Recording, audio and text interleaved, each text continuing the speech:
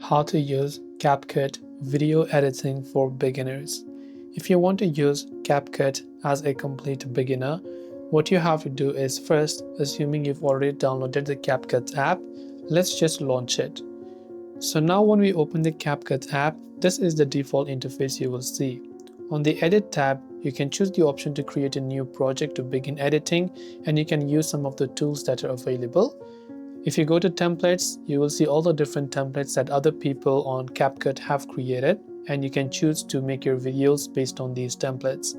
You can go to projects to find your existing and ongoing projects, and you can come to the Me tab if you want to view anything regarding your profile.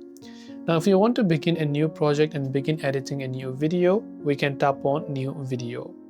Let me just select a certain video that maybe I would like to edit for any reason. Then I can choose whether I want in HD or not. Once I've done that, I can tap the Try It button over here. And as you can see over here, I can see AI UHD and so on, but I can turn off AI UHD because this is likely a premium feature, so I'll just turn that off for now. We can begin editing. You can see by default this is the template that we have, so this is our main video over here. We can add or cut anything regarding this video. So if you want to cut the video, let's say from this point on, you can see a little line over here which is the marker.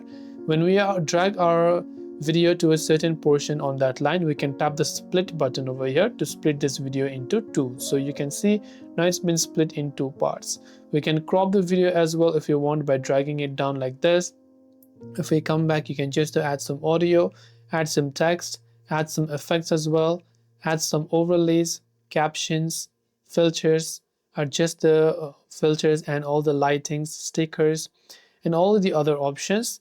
Once you've chosen your desired aspect ratio and however you might want to render it, you can tap the export icon from the top right hand side.